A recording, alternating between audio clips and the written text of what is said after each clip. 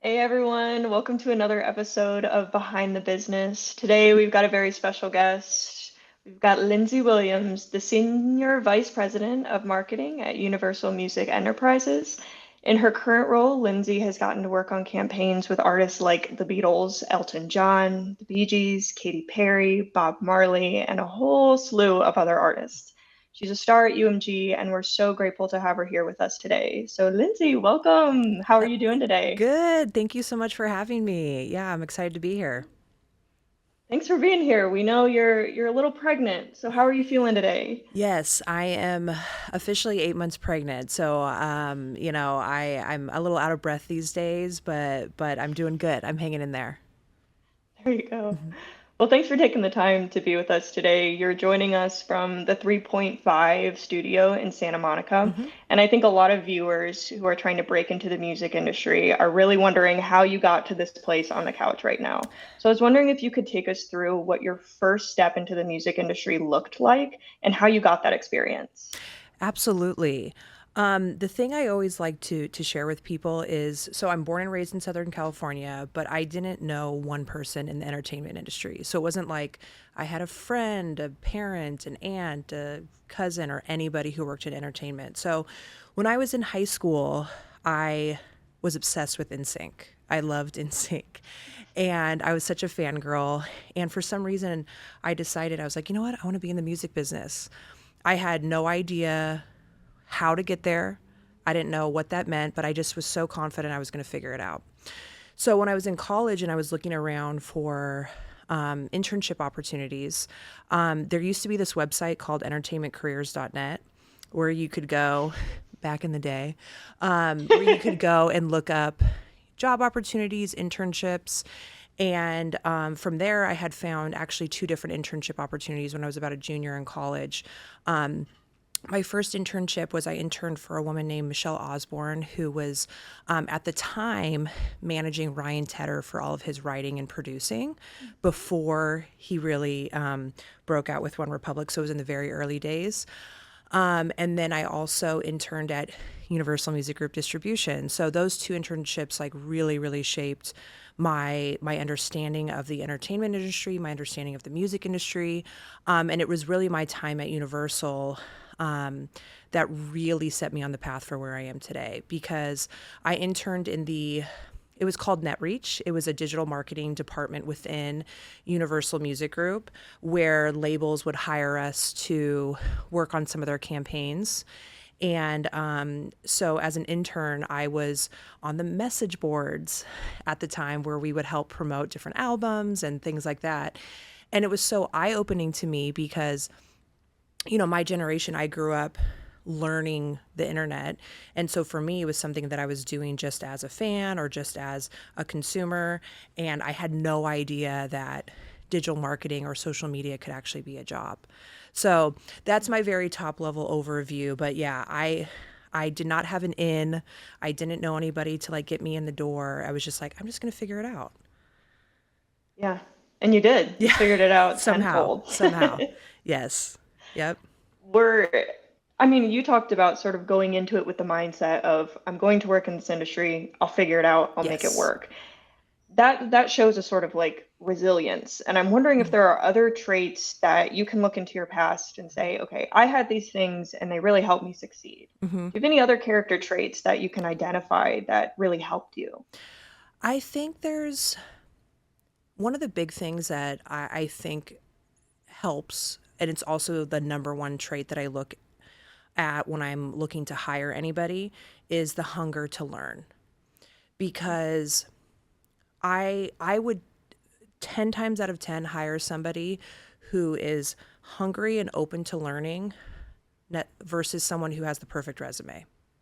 And I know that can be controversial because I think everybody is so focused on having the perfect resume and having the perfect list of internship opportunities that, to showcase how good they are. But if it doesn't align with someone who is just hungry and open to learning, because I still take that philosophy today. Despite where I'm at today, I still have the mindset of like, I don't know everything. and things are constantly evolving. And if I'm not constantly evolving, and if I'm not constantly open to learning and understanding different perspectives and new trends, then that's when I that's when I'm going to hit a wall. And so that's, I think, one of the biggest things. The other thing that my team knows very well, because I talk about it a lot, but is something that that's really helped lead my career, is consistency. And some people, when I say that, they're like, well, what do you exactly mean by that? For me, consistency is so important, because this industry, you can burn out quickly. People might move up really quickly. Or, when I was younger, I used to be really frustrated. Maybe I wasn't at the exact place I wanted to be at the right time. And you can get, just frustrated, or lose sight of the long term. So for me, being consistent is showing up every day as the same person you are, is showing up every day, working hard, being open, being a good collaborator, being a good teammate, and that will truly prove your success in the long run. And that's what I think has helped me get here, because there's been many times where I felt like, oh, I wasn't exactly where I was, or I thought I should have been higher up, or I should have been at a different level, but I just kept showing up every day, who I am, putting in the work, being the person I am. And there's a lot of people that maybe I came up with who maybe didn't remain in the industry, or maybe who burnt out, like I said. So it's the consistency. It's not sexy, but to me is such an important part of this industry, because I think it's easy to get caught up in everything else that's going on around you. So yeah, I would say those Definitely. two main things. Consistency, yeah, I think so much of what you say is distilling down to the idea of character. And it's like Yes. you can get the most specialized degree in the music industry as you want, but if you Yes. can't show up and do a lot of A the admin tasks that hundred no one wants to do. percent.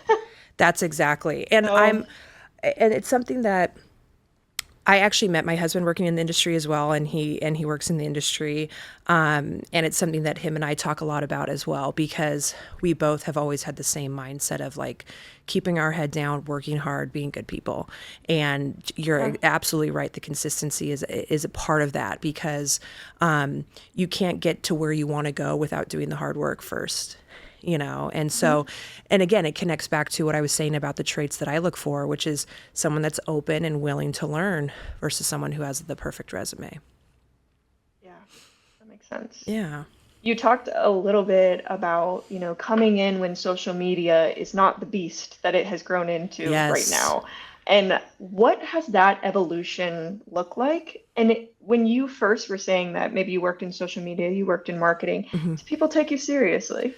That is such a great question. And it's so funny, because I look back now. So this was like 2007, 2008. So I was like interning in 2007. 2008 is when I got my first full-time job at UMG. So when you look back at the timing, that's right when social media was starting to peak. So around that time, MySpace was huge for music.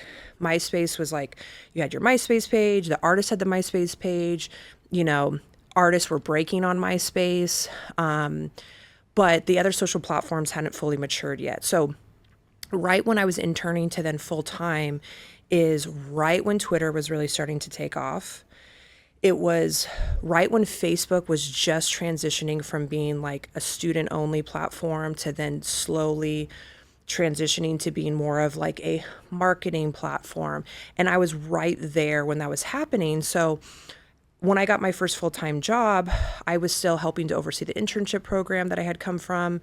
And then a couple months later, so I want to say this was probably like late 2008 or 2009, there was a real need for someone at UMG to kind of be the social media person. So I became a community manager. And what was so fascinating is no one had that job before, to your point. And so I was really grateful that my bosses had believed in what that role was, because at the time I ran the Universal Music Group social channels. I helped to oversee the Universal Music Group YouTube channel and the newsletter. And then I also worked with all the different labels of just kind of helping advise on like social strategy. And to your point, it was in the early days. And I think to your question of like, did people take me seriously? I think people were so fascinated by what was happening that they were really open to learning and understanding what was going on. It's the same way I was talking to to a young coordinator on my team the other day, and I was kind of sharing with her how I see similarities with what's going on with AI right now. Is that a lot of us who have been in the industry, we're looking at the younger, the younger people to like, how do you use AI? How should we be adopting this? I felt the same way when I was coming up and learning about social media as I was, being looked to as like, okay, how should we approach this? What are the best ways to, go about it? So I look back, it was such a special time. It was such an exciting time because I was still developing not only myself in the music industry, but just trying to understand social media and digital marketing. And I absolutely loved it. So it was amazing that I got to kind of play within those two worlds and see how they evolve together. Yeah. It's so funny, and I know part of it is a generational thing that like I grew up so entrenched in social media that Yes. like imagining a world beyond it or without it or it in a different way is almost inconceivable. Yes. So it's so interesting to hear that like this was a challenge in the same way that AI and other things might be challenges that the industry is currently facing. That's exactly. And that's why, my philosophy has always been I've seen, because I've been able to kind of watch to your earlier question about how it's then evolved into the beast it is today. And I've kind of been there and grew my career as social media was growing as well. So then I had to evolve like how I approached it and how I thought about it. I think we really freak out every time there's a new platform as marketers because then we're like, what do we do? How do we approach it? The number one thing that's always going to be consistent is that our core of who we are as marketers is to be great storytellers. So it doesn't matter what platform it's on, it doesn't matter what app, what new tool. It's always remembering that no matter what new thing is introduced, you still have to be a great storyteller as a marketer. And so I think that helps to take away some of the fear around like, oh my gosh, what do we do when this new platform or this new thing, excuse me, is launched. So I try to impart that onto, my team and how I approach things because I think it's easy to get really nervous as a marketer of like, okay, we have something new. Like, okay, now what do we do now? So, Yeah. yeah. I think, and that goes back to your whole idea of always being a student. It's like Yes, when a new platform or when something new comes up, as a storyteller, your job is to learn how to communicate best with that platform. that's And that's exactly. that's a skill like any other. That's exactly because every new social platform that's come about, it's a different language. Like I really miss Twitter. I'm not going to call it what it is today, but I really miss Twitter. Like I loved Twitter. Like loved it. It was such an amazing platform where I feel like I was able to really follow people that I looked up to. I was able to like get really, that's how I started networking, is really utilizing Twitter in that way. And so, yeah, it's just so crazy to see how much things have evolved and things have really just, more and more and more. Because at first it was like sustainable because it was like, oh, there were just a few, but now all the different platforms and even as marketers and as we've grown our department from the digital marketing audience growth standpoint, that's services that we offered to our artists, but now it's like grown so much that now, it's not just enough for like one person to handle anymore. So, Yeah, yeah. interesting. Yeah. And you mentioned like one of the highlight projects for you is the development of what you called the track moments catalog. And that seems to be in a similar vein of what we're talking about, of adapting to a changing realm and how to Yes. market some artists. So could you tell us a little bit about what the track moment catalog is and how you use it in your job? Yes. So, I think this has been the biggest evolution as it relates to catalog. So, just to quickly summarize, so I work for Universal Music Enterprises, which is the catalog division of Universal Music Group. So, catalog, which is surprising to a lot of people, is anything 3 years or older. They think it's just something that's 50 years old, but it's anything 3 years or older that's come out. But catalog is everything that's ever been signed to UMG. So we work across every single label's catalog, and it's very vast. So I really look at the explosion of TikTok really shifted the game for catalog. So I came over to UME. I was at Capitol Records, and then I came over to UME in 2020. In 2020, when we obviously all went into lockdown and went into COVID, is right when TikTok was really having an explosive growth. It was around the moment, unfortunately not our catalog, but Fleetwood Mac had the big moment with the influencer who was skateboarding off the freeway drinking cranberry juice, and the song exploded. Right now, I'm like, darn it, wasn't our catalog. However, we had been working so hard. I had been working so hard to ensure that from a catalog perspective, we were really up on TikTok, because at the time, TikTok, the platform itself, was so focused on new artists, breaking artists, and working for catalog. We always have to have a different perspective. We have to look at it differently, because we might not have some artists who are alive, or some artists who maybe are more hesitant to lean in because of their age or things like that. So it was really important for me that we were competing in that space. And so a lot of what we did at the time in 2020 was to kind of also help TikTok understand how legacy artists could be presented on the platform, and how legacy artists could really be represented. So we launched a ton of artists on TikTok. We run Frank Sinatra's TikTok account. We launched the Beatles on TikTok. We launched Shania Twain on TikTok. Like, we launched so many artists on TikTok. But really, in that time in 2020, when that moment happened with Fleetwood Mac, I think that it totally allowed the industry to realize that you could have an older song that can break through pop culture and feel just as fresh as a song that just came out today. And it was the first time. And so that's when I started seeing the shift. That's when I started seeing managers understand a little bit more.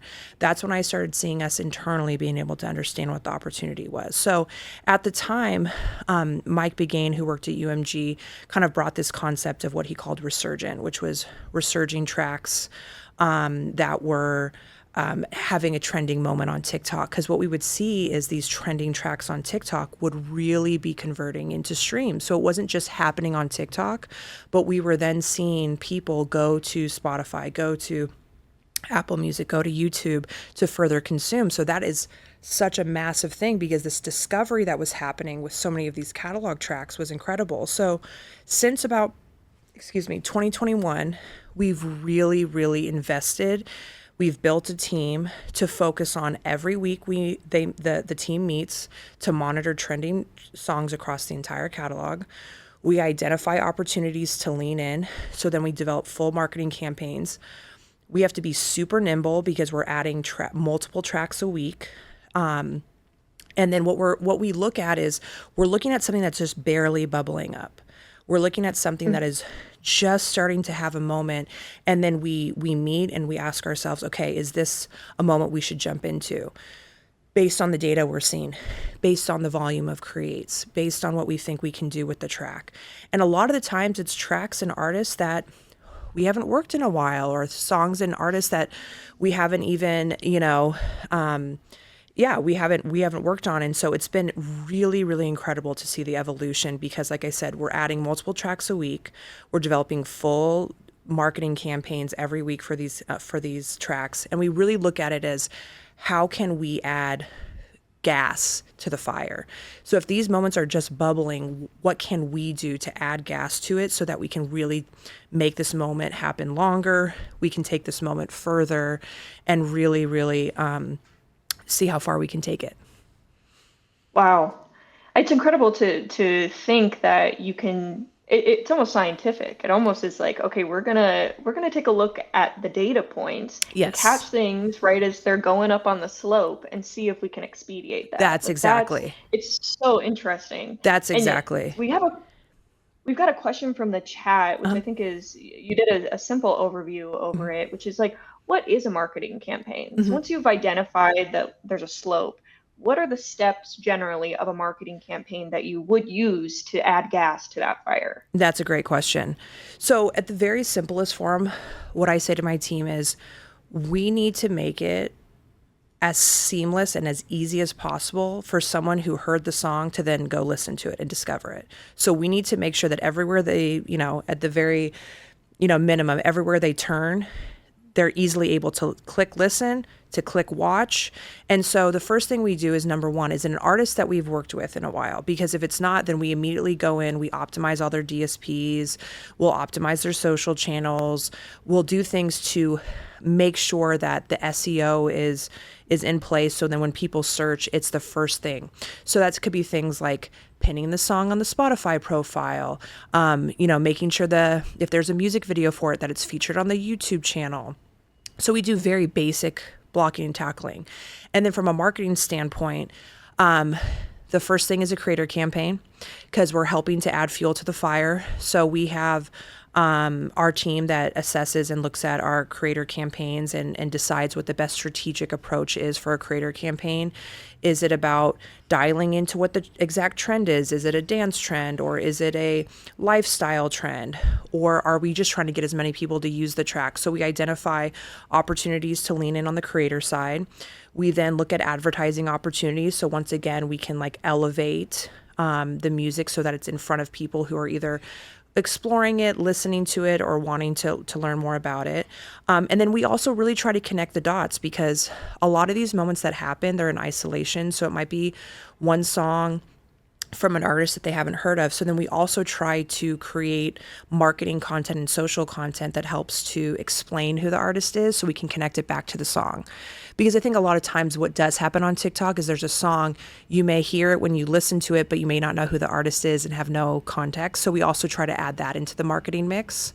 And then we look at content. So has there been a music video for the track? If there hasn't, should we make some type of visual IP? Can we get the artist to lean in? Is the artist alive? And then we look at, do they have social platforms? So there's been some artists where we've launched them on TikTok as a result of these moments happening. So there's a lot that goes into it. We also look at, is there opportunities for remixes? Can we remix the song so then we have a great moment with the original track, but then maybe we drop a remix and it breathes new life into the moment, so then we're able to extend it just a little bit more. So that's basically kind of like a top level overview. One example that I like to use is one from, I think it was around 2021, was Bee Gees' More Than a Woman. It's one of my favorite moments. It was bubbling up, I think, around the end of 2020. And then in 2021, we really started seeing the song take off a bit more. We jumped in, we were leaning in, creator campaign. We then noticed on YouTube, there was a UGC video of the track, meaning it was an official video. And we were like, oh, there's no official video or any type of video content. Why don't we create a lyric video for the song? So then we created a lyric video for the song, which I want to say, I got to triple check my stats, but I want to say it's somewhere in the tens of millions of views now. So we launched that, and then we launched an SG Lewis remix of the track. So then we had this moment on TikTok with the original, and then a couple months later, all of a sudden, the SG Lewis version of More Than a Woman was then trending on TikTok. That to me is a great example of what we try to do where we're really stretching out a track moment, where we're taking the original, we're adding fuel to the fire, we're adding content, we're adding all these other pieces that the fans can consume and really, engage with. Wow. I want to throw a couple other examples in case people don't know what you're talking about. I know the Cranberries' Linger you had a huge role in, and Connie Francis's Pretty Little Baby. Yes. So, and I was wondering, do you have a favorite, either of those two or beyond? I know you talked about the Bee Gees, but are there other standout campaigns where you were like, whoa, we really stretched this? I think Connie Francis is a great one because it just happened this year. And rest in peace, because unfortunately she passed away not too long ago, but we had the honor of being able to continue her legacy. So at the beginning of the year, Connie Francis's Pretty Little Baby, again, this was an artist, admittedly, I did not know who it was. The song really started bubbling. We jumped on it again. Creator campaign, but same thing. She didn't have social media accounts. We hadn't been in contact with her. And what it ended up turning into was we launched her on TikTok. We were able to get a few videos before she passed, which was, again, it was an honor to be able to help celebrate her legacy in that way. the song just continued to grow and grow and grow on TikTok. I mean, there was a New York Times article about her. We released some visual IP. We then, our A&R team found that there was a whole entire collection of versions of Pretty Little Baby in different languages, which is crazy. So we launched this whole international EP of Pretty Little Baby. So all of a sudden we started just collecting more and more moments that we were able to infuse into making the track as big as it could be. And then from there, we also started seeing increased consumption in the rest of her catalog as a result of that track. So, and like I said, unfortunately, she passed away, but it was amazing to be able to, in that way, like elevate the track and celebrate her legacy in that way for people to rediscover who she was. Another track from this year is the Black Eyed Peas' Rock That Body. We've been working on Black Eyed Peas all year long, and then that moment happened and it was just amazing. And not only that, but then the band leaned in, so then they were super engaged on their socials. So that's like a whole other example of like an artist who's leaning in, super engaged. They were playing it at their shows and then posting clips of it from their shows. So same thing, we were able to kind of really stretch this moment for as long as it can go. But yeah, I have a ton of favorites because again, we have so many tracks that pop up, multiple times a week. And then Cranberries Linger. Cranberries has been amazing just as an artist overall that we've really, really invested in terms of the brand of Cranberries. But I think what's amazing to see is that so many young people have discovered the Cranberries, and so we were able to leverage that from TikTok and really launch into being able to expand what we do with them in terms of launching physical products, celebrating their anniversaries and merch and all those things. And so that's been another really fun one that we worked on. It sounds like your job, given the vastness of UMG's catalog, it's kind of a take your pick in the universe of which songs are going to pop off and if the band's going to be alive. And with someone like Connie, I'm wondering how, or even the Bee Gees, how do you approach such a historic, like legacy artist and find a way to like genuinely bring that into the mainstream? Like, what is the responsibility feel like, and how do you engage with that when you're taking on a project of like a historic artist? It's a great question because I think that's the honor and the challenge of working at Catalog overall. So not just these track moments, but when we're working on these artists where we're working on year-long campaigns or we're working on, different physical releases and we're celebrating these anniversaries of these albums that mean so much to people. I mean, so much to fans and it's something that I don't ever forget that I get to do because, like I said, these are artists who, the challenge with Frontline is they're breaking new artists or they're breaking a new song. For us, we get to work with the music that we know people love. And again, it's so close to them and it's so close to their heart. So it's something we take with great care in terms of how we approach, like, not only making sure that we're aligned with a manager or an estate in terms of how we're representing or how we're, coming up with marketing ideas to help, further the brand. But I think that's what's been great about Catalog is when I originally came over to UME, I started as VP of Audience Growth, which is digital marketing. I was really inspired by the fact that UME was approaching it from an audience standpoint because to me, marketing is digital, or digital marketing is marketing. So when they decided to focus on calling the digital marketing department Audience Growth, I was super inspired because that's exactly what our goal is at Catalog is how do we understand who the existing fan base is? How do we identify opportunities to grow the fan base? How do we look at opportunities to educate the younger generation about who these artists are? And so that's what I tell my team is they have to be the best marketers at what they do because for us, it's not the same proposition that Frontline has, which Frontline it's, oh, we have a new song coming out and there's a new album, because our industry is very, driven on new release cycles. Whereas for us, it's like, how do you take something like an anniversary of an album or, celebrate something that is 10, 15, 20 years old and then reintroducing it into pop culture. And then also not only reintroducing it to the core fan, but then how do you create new ways to allow it to appeal and educate a new fan. So we have to do a lot of things at once in terms of doing it. But I think at the end of the day, like I said, it's a great honor, but it's a challenge to make sure that we're really celebrating and representing these artist legacies as they would want it to be. Definitely. I think there's a high amount of responsibility in making sure you're showing the appropriate reverence, but also Yes. knowing that there's actually a secret demand for a lot of this work. Like there are a lot of people, you might be breeding new fans who would love this music just as much as old audiences do. That's So exactly. I'm kind I'm interested in comparing it to sort of frontline Hmm. work. I know at 1824 we've worked with artists like Steven Sanchez and Hmm. Elliot James Ray who have that kind of old-timey Elvis adjacent voice. Hmm. Do you take notes when you're looking at the front line? You're like, which artists are people really liking or who are having a moment?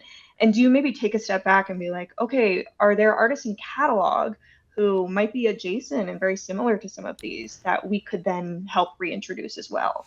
I think that's a great point. Sometimes I feel like it might be the other way around, is how some of these Mm. frontline labels might be looking at what they see picking up on catalog and like, oh wow, young people like that, huh? Maybe they'll like something like another version of it. Because as I mentioned about when I really looked at TikTok and short form as really catapulting catalog to another stratosphere and being approached in such a different way, the age of a release no longer matters. I think there was, as marketers, I've seen the evolution too, because either when we would pitch things or when we would kind of talk about things internally, I think there was always this fear of like, well, what's the context? So like, why would we talk? Like, what's the context? And I'm like, well, now with social media, if you get a clip of a music video you loved in high school, you're not going to be like, why is this being posted? You're going to be like, oh my gosh, I love this song. Oh my gosh, I forgot about this music video. Like it's this nostalgia connection. So it's not so much about, we have to contextualize what this is. It's more about the fact that people love to be able to connect. And not only that, but what we're seeing with Resurgent and Track Moments is it's no longer about, like I said, the age of a release. It's not like, what? This is 30 years old. I don't want to listen to that. It's not that at all. It's like, if it's a great song, it's a great song. And I think the other impact that we're seeing from short form is, I say this a lot, but I look at short form as mini syncs. So when you see a sync of a song in a TV show or a film, when there's that emotional connection, you really connect to it. So like I can remember I discovered Otis Redding from watching the 80s movie Pretty in Pink. And it was when one of the characters walked into a record store and was lip syncing to Otis Redding. But that was such a big moment, film, sync. It was a huge spotlight on it. And so I look at short form as mini syncs because I think that we become super fans by, or just fans by the emotional connection. And we can't, basically short form is emotional connections. I mean, I'll watch something, I'll be crying because it's like some, you know, I don't know, walking across the beach and you have some, music playing in the background or some really nice trend where it's more of an emotional trend. And so I really look at short form as that. And I think that's why we're seeing so many of these connections to some of these songs, because if you're hitting a chord with someone emotionally, and it could be funny, it could be whatever it may be, those songs stick just as they would stick if you were discovering it in a film or discovering it in a TV show. And I think that's such a big part of it. Yeah, there's plenty of, I mean, I got into a lot of older music because of my family, but also because of movies I grew up watching. And Yes. I can remember like where I'm standing when I heard these songs. And that's Yes. such an integral part to being a music fan. And I Yes. think what sort of speaks to what you're saying as far as the mini sync placements is that sometimes I think really popular songs will almost pull people out of maybe the doom scroll or Mm-hmm. whatever their social media habit looks like, Mm-hmm. because there is this like innate power in music. And it's those moments where you're Mm-hmm. like, see, it's bigger than us. It's Yes. playing a wider role in our lives. It's not just kind of background music. Absolutely.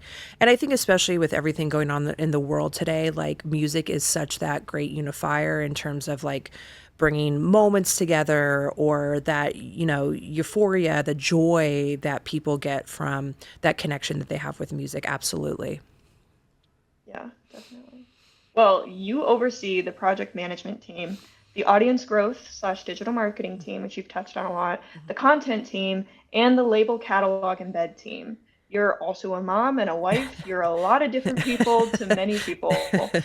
And how do you approach like all of those very distinct groups, and how do you make sure like you're nurturing those team environments?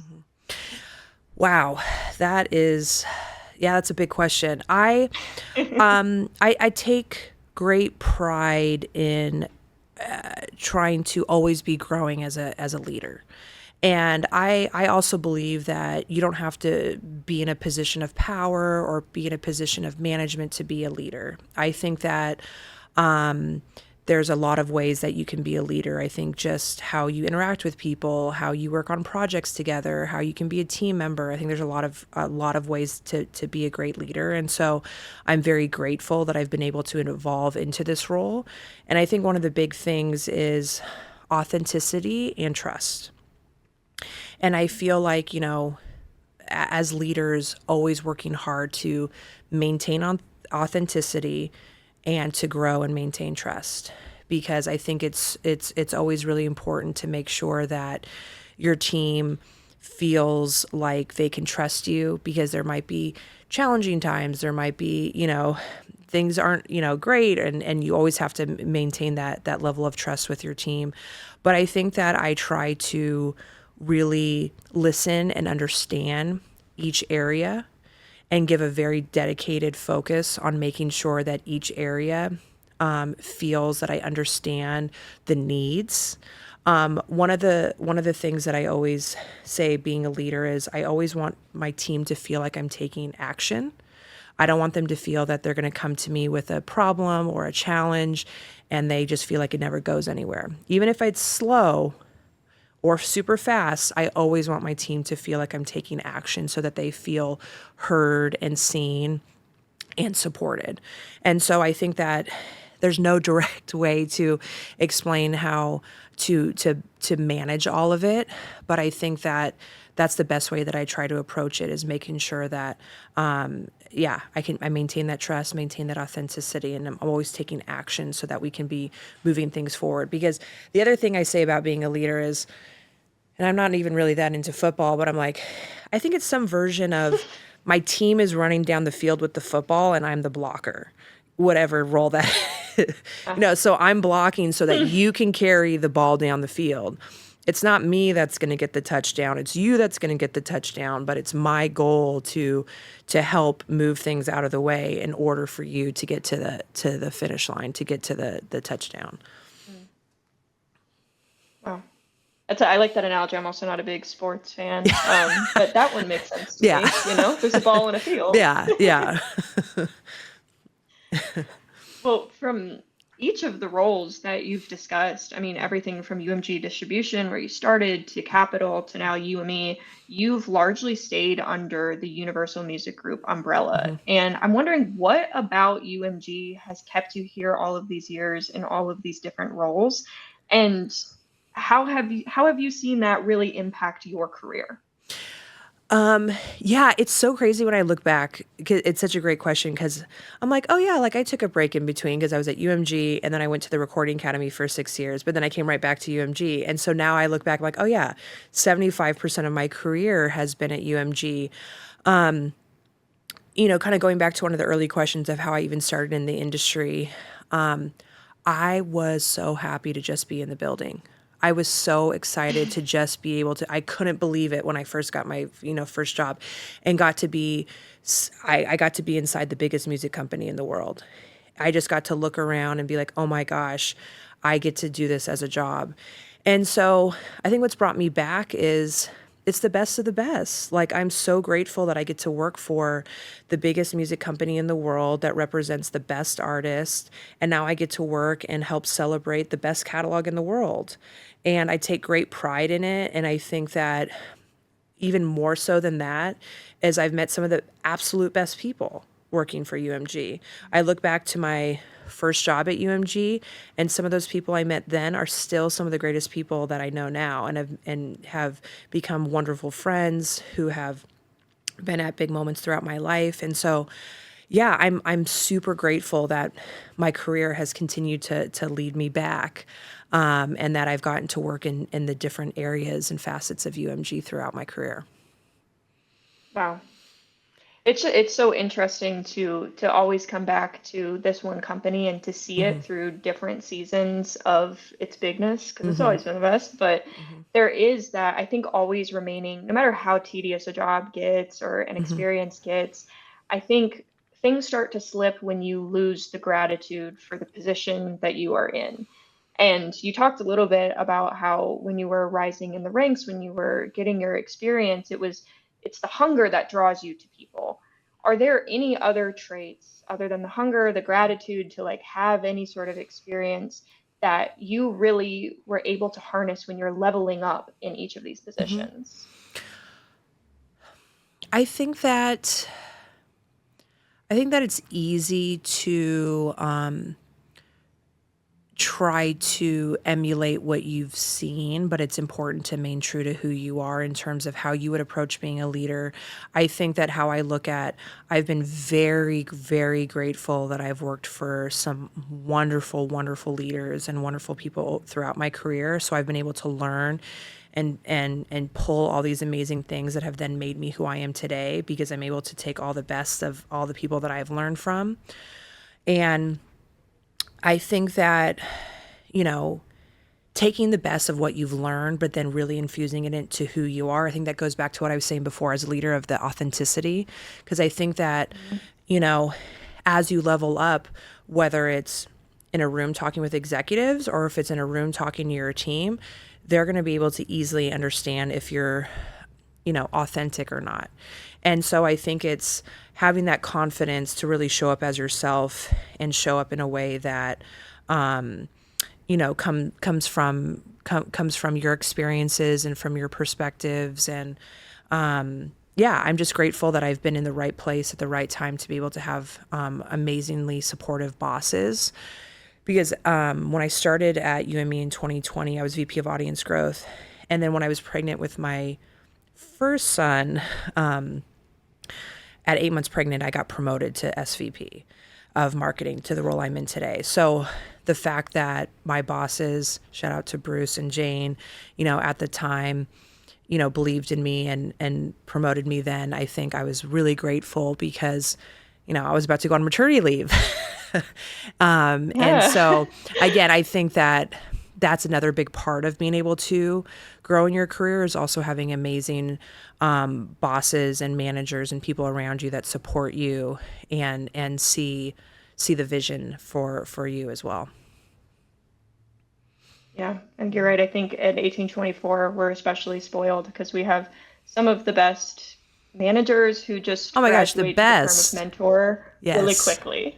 Oh my gosh. Shout They're out to they're Todd. awesome. Shout out to Todd. You guys, I Yeah. mean, the amazing, amazing community and group that he cultivates is unbelievable. Yeah. And there are, I think, I'm sure there are other programs in the music industry, but I think what 1824 does so uniquely is gives us experience, but Mhm. also gives us opportunities to grow in character, which is a lot of what you're saying. Oh, It's, absolutely. it's, I think that often that maybe flies under the radar, where it's like, Hmm. no, you actually have to be enjoyable to work with and Yes. hardworking and do the admin tasks. You have to do it all. I always say, I think something that helped me throughout my career, again, and it's easier for me to look back on and say this now being older in my career, but you know, when I'm 80 years old or when someone's 80 years old, they're going to look back and they're not going to remember the exact project they worked with you on, but they're going to remember how you were as a person. Oh, I loved working. They were so collaborative. Oh, we had so much fun. They were so inspiring. And I think that's what helps to keep me focused too, is that, it's easy to get caught up in the day to day of the job itself. But the reality is, that the collaboration and and the relationships you build are even more important. Definitely. All right, Lindsay, we've got a question from the chat about back to some of your beginnings of where you went to school, what you went to school for, Hmm. and how did you make the leap from college to the music industry? Yeah. So I went to Loyola Marymount University in LA, which is hilarious because I live down the street from LMU now. Um, and then I was a communications major and business minor. So when I was in college, even though in my head I knew I wanted to be in the music business, at the time LMU didn't have any like specific music business school like track. However, I don't feel that you need to have a specific focus and in order to then transition into something. It's great to learn. You can learn through internships, but that's not the only avenue for you to be able to learn. And so I was grateful that I got broad experience. The transition from college to the industry is definitely scary. I think just college to the real world is scary. Transitioning. And like I said, I feel like maybe the younger generation, your generation, has a little bit more pressure today. And I really do feel a little bit having to do as a result of social media, because it's kind of like you want to show like, oh, I'm doing this and I'm doing this internship and this internship. But I think there's a lot more pressure today of like, oh, I have to do like 5 internships and I have to do all of these things. I think focus more on like what excites you, and what the opportunity is, because I don't think I had my first internship until after junior year, maybe going into senior year. I feel like a lot of internships now, people are getting internships in like sophomore year and, even earlier and earlier. So, yeah, no, I was really grateful. But yeah, the transition, from college into the real world is really tough. Because I think the other thing is what I see a lot too is a lot of pressure to find the right job. I have to find the Yeah. right job. And I used to feel that pressure too, but if the job doesn't work out, I'm not saying it's easy to be able to you know, find another job, because especially with the job market today, but I think we just put too much pressure that this job is going to be this one job for the rest of my life. And it's like, no, Yeah. especially when you're earlier in your career, you get to test stuff out. You get to, let me try this out. If it works out, great. If it's not my ideal scenario, I'll keep my head down. I'll keep working hard until I do find another opportunity. But yeah, I think there's a lot of pressure to like, as soon as you get out of college, finding the perfect job. It's hard for me to say because I'm grateful that I did happen to, walk right into the industry that I wanted to be in. But I'm very empathetic and understanding that there's a lot of pressure being put on, I think, young people of feeling like they have to find the exact right thing right away. Definitely. So, There's also something I've seen come up with 1824 reps and people I've met in the industry where it's often the unlikely major, minor mhm. interest that actually gives them an edge, not only in Yes, personality and character, but also skill set. It's sometimes like I came from a absolutely. journalism background, and there's nothing better than to serve in a PR role than to understand what a journalist needs. Yeah, So sometimes it is kind of those random stories from college, or yeah, I was a biology major that end up absolutely. making a really good pivot. I totally agree. And I think that's where it goes back to the authenticity piece, as well, and really connecting to like what lights you up, like what excites you. But yeah, like don't be afraid to be able to show that you're multifaceted, or to show that like you have various interests as well. Definitely, yeah. Well, if my ninth grade biology class was on par, 8 months is pretty close to the end mark as far as pregnancy goes. Yes. Very close. Um, Yes. and you talked about getting promoted right before you gave birth to your first son. Yes. So, what are you taking from that first pregnancy, the knowledge, the Hmm. experience of going back to work after? Hmm. What are you taking from that into now, what might be very soon, your second pregnancy? Yeah, I mean, like I said, first and foremost is like having a supportive boss and executive team that have really supported me in terms of this time of my life. So I'm really grateful for that.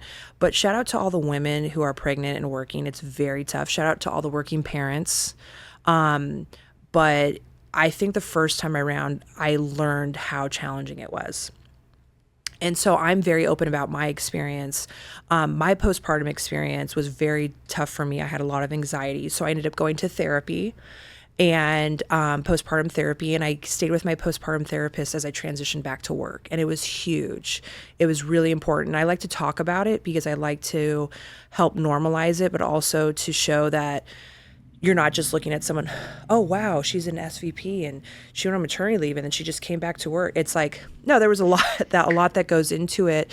It's challenging, but making sure that I share and talk about the challenges so it helps other women who might be going through something similar and know that it's like normal for it to be difficult. So this time around, I'm taking definitely those experiences in terms of my postpartum experience and then transitioning back to work. But again, I have a very supportive team that will be able to allow me to take the time off and be supported so that I can, go have this experience and then be able to come back as the best version of me as I can. Definitely.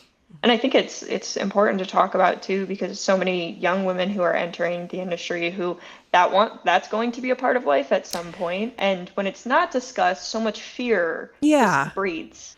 Yeah, absolutely. And I've been very grateful that, I've had some women on my team share that they're appreciative of the example, because I know that was for me too, is like, as you're coming up, you're trying to look for other examples of like, can I do this? Can I do this and have a family, or can I do this? And so, it's very challenging. It's not easy. It's not straightforward, but I'm grateful that I can be able to showcase that that I'm doing the best I can and trying to do it myself. Yeah. And I know that life is a balancing act for anybody, let alone a mother and someone building a family outside of work. But you mentioned earlier that you met your husband who's also in the music industry. Yes. So Yes. does that help knowing that he knows how the industry works? He knows what's going on.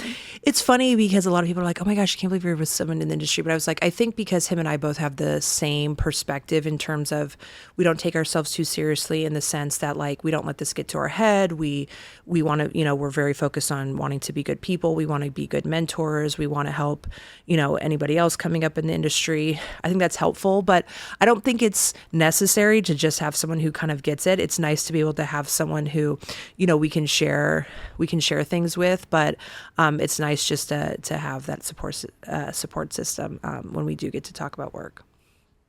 Yeah, that's awesome. Yeah. Well, a while ago, you landed yourself on the Billboard 40 under 40.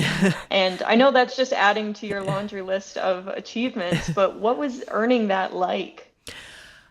Thank you. It was, I was very excited. I think that, when I posted about it, I was honest. I was like, look, I can't say that I haven't wanted to be on this list for years. I think all of us in the industry, as you're coming up, everybody wants to be recognized, right? And you dream. I had big dreams. I had big dreams about being in this industry and wanting to go far, and what that meant and what that looked like. And as soon as you pass the 30 under 30 list and you're like, okay, I'm a little older, so that I'm not going to be on that list. So I joke that I just made it under time because I was 39 when I got on the list. But I think in reality is going back to what I was saying before about consistency.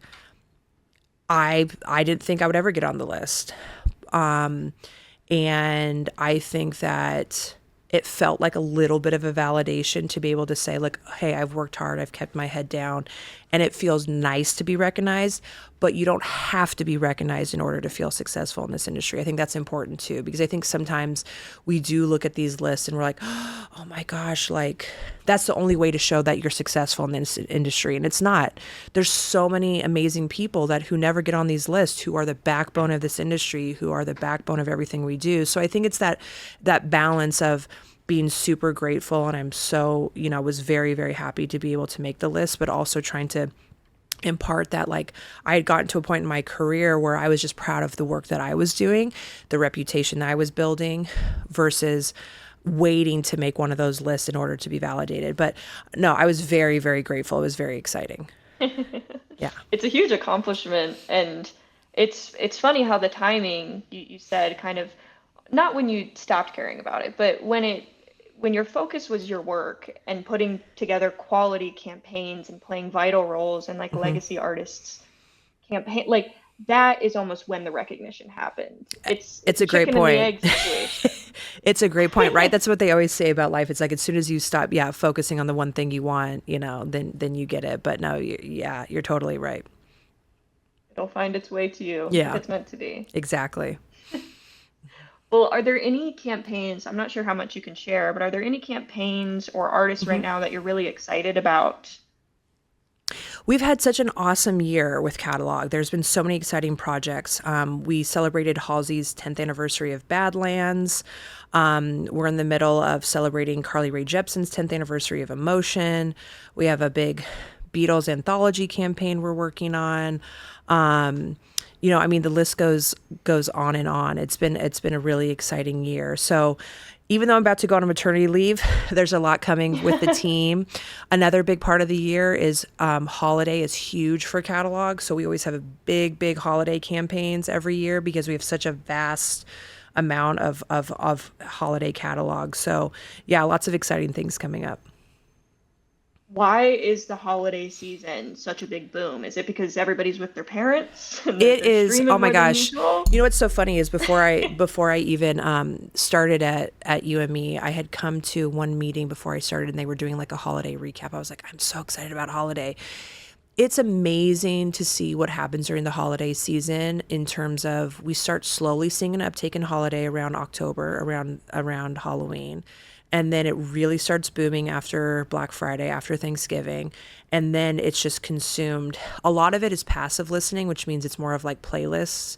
So people that already Mm. have existing holiday playlists.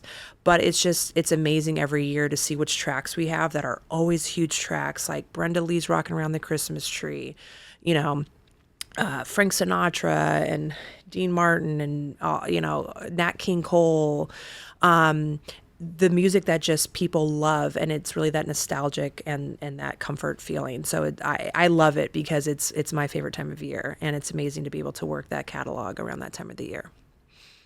That's awesome. It makes total sense too. Like there's that meme online where it's as soon as things start to defrost, you see the Yeah, Mariah Carey strings tick exactly, up. And there's exactly. plenty of other songs that okay, these are seasonal listens. People like to Yes. listen to this when it's cold outside. Oh, definitely. Well, Our other favorite one Lindsay, is fall and autumn. We're trying to do more around fall and yeah, autumn because more people have that fall and autumn experience too. So yeah, I always see it like, and I see that on social media when it's like fall in New York or these very exactly. specific Yes, sonic feelings that's that you can exactly. definitely cater to. Yep. Hmm. Well, Lindsay, I've got one more question for you and then Hmm. I'll let you go. Hmm. But I was just wondering, is there one standout campaign that when you were working was very surreal, where you were just like, oh, this is what I've waited my whole life to work with this artist or do this thing?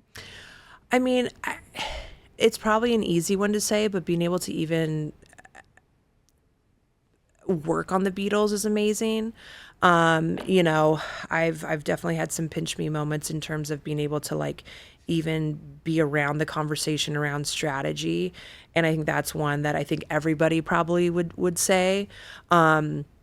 Another one that was like super fun just because it was kind of part of the digital marketing world was when we launched Shania Twain on TikTok.